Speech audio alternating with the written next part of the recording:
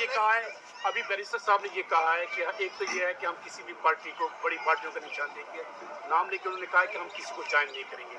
اب میرا آپ سے بنیادی سوال یہ ہے کہ سادہ اکثریت وزیر اعظم کے انتخاب کے لیے آپ کو بھی معلوم ہے, قوم کو بھی معلوم ہے, ضرورت ہوتی ہے.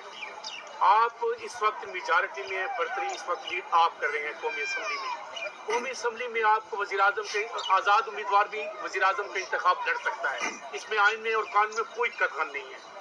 صرف یہ بتا دیں کہ جب سادہ اکثریت آپ کو نہیں ملے گی, مخصوص نشستیں آپ کو نہیں ملنی, آپ کے پاس آپشن کیا ہے؟ کیونکہ سادہ اکثریت تو آپ کو ملنی نہیں ہے کسی بڑی جماعت کے بغیر.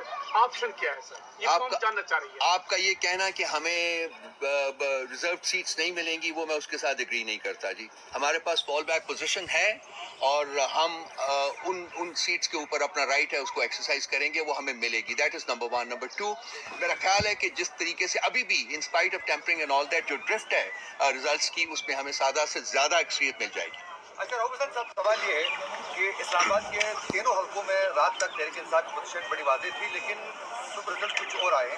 تو ایک تو اس حوالے سے کیا آپ کی اسٹریٹجی کیا ہوگی, اور دوسرا یہ کہ تحریک انصاف جیتنے کے بعد آزاد امیدوار جو آپ کے ساتھ جو پارٹیاں ہیں, کس پارٹی کو لے کے آگے بڑھی گئی؟ کیونکہ آپ لوگوں نے کہا ہے کہ ایک سیاسی جماعت کو ہمارے تمام جو امیدوار ہیں وہ جوائن کریں. دیکھیے, رات کو میں نے اپنے ابتدائیے میں بھی عرض کیا ہے کہ جی بہت سارے ریزلٹس بدلے گئے ہیں. جو جیت رہے تھے وہ ہار گئے ہیں, اور جو ہار رہے تھے وہ جیت گئے ہیں. تو یہ جو اسلام آباد کے جو ریزلٹس ہیں, بالکل ان کی ایک مثال آپ نے خود بیان کر دی ہے. دوسرا یہ ہے کہ جی میں اس وقت پارٹی کا نام ڈسکلوز کرنے کی پوزیشن میں نہیں ہوں, لیکن ہمارے پاس پارٹیز موجود ہیں. وہ دیکھنا پڑے گا کہ اگر ہماری وکلاء کی ٹیم جو ہے وہ اس پہ کام کر رہی ہے کہ ہم اپنا جو رائٹ ہے اس کو لینے کی کوشش کریں گے کہ کم از کم ہم جو ریزرو سیٹس ہے اس کے اوپر ہمارا رائٹ ایکسرسائز کر سکیں. اگر وہ نہیں ہوتا تو جو پولیٹیکل پارٹی یا پارٹیز ہمارے پاس موجود ہیں, پھر ان کے ساتھ ہم ایسوسیٹ کریں گے, اور اس طرح ہم اپنا یہ جو حق ہے ریزرو سیٹس کا وہ جو پی ٹی آئی کے ساتھ جبر ظلم اور زیادتی ہوتی رہی, اگر آپ کی مرکز اور صوبوں میں حکومت بنتی ہے تو کیا جنہوں نے آپ پہ ظلم کیا ان کا حساب ہوگا, احتساب ہوگا کہ نہیں؟ دیکھیے, بدلہ لینا جو ہے وہ ہماری پارٹی کا بالکل منشور میں نہیں ہے. آپ پڑھ لیجئے اس کو. ہم نے اس میں ایک چیپٹر ڈالا ہے, وہ ہیلنگ دا نیشن بیسیکلی, اور ایک بہت امپورٹنٹ چیپٹر ہے وہ.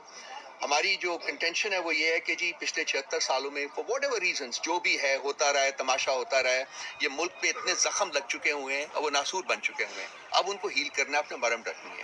اور ہم ہمیں اگر موقع ملتا ہے الیکشنز کے بعد حکومتیں بنانے کا, تو ہماری پرنسپل جو آبجیکٹو ہوگا وہ یہ ہوگا کہ اس ملک کو ہم نے ہیل کرنا ہے. اس کے لیے طریقے جو میکنزم جو ہیں وہ ہم انشاءاللہ تعالیٰ اسٹیبلش کریں گے جب ہمیں یہ رسپانسبلٹی ملے. دیکھیے, منڈیاں تو اس ملک میں لگتی رہی ہیں, اب بھی لگیں گی. میرا نہیں خیال کہ اس کے بارے میں ہمارے دماغ میں کسی قسم کا کوئی شک و شبہ ہے. زرداری صاحب بڑے ماہر ہیں اس کے, اور شریف بھی کوئی پیچھے نہیں ہے اتنے زیادہ. ہماری حکومت کو گرانے میں بھی ان منڈیاں لگانے کا بہت بڑا عمل دخل تھا. آپ کو یاد ہوگا سندھ ہاؤس میں لگے تھے اور ہمارے 27-28 بندے خریدے گئے تھے. لیکن پی ٹی آئی جو ہے وہ پچھلے 2 سالوں میں ٹرانسفارم ہوئی ہے. ٹرانسفارم اس طریقے سے ہوئی ہے کہ ہمارے پاس جو سو کالڈ الیکٹیبلز تھے وہ اب پارٹی کا حصہ نہیں رہے. اور اگر آپ نے دیکھا ہے جو لوگ ہماری سپورٹ کے ساتھ بنے ہیں وہ ینگر جنریشن ہے. یہ وہ لوگ ہیں جو کہ خان صاحب کی ویژن اور خان صاحب کی آئیڈیلز کی وجہ سے پارٹی کے ساتھ ہیں, اور آئیڈیولوجیکل ورکرز ہیں پارٹی کے. سو جہاں ایک طرف یہ بات ماننی پڑے گی کہ منڈیاں لگیں گی, وہاں دوسری طرف یہ بات ہے کہ ان لوگوں کا ضمیر خریدنا جو ہے وہ میرا خیال ہے بہت مشکل کام ہوگا. یہ بہت زیادہ ویڈڈ ہیں in the vision and ideology of the party. آپ 100% آپ کے تمام آزاد ارکان آپ کے ساتھ کھڑے رہیں گے؟ جی, ہمیں یقین ہے کہ وہ ہمارے ساتھ کھڑے رہیں گے. سر آپ کا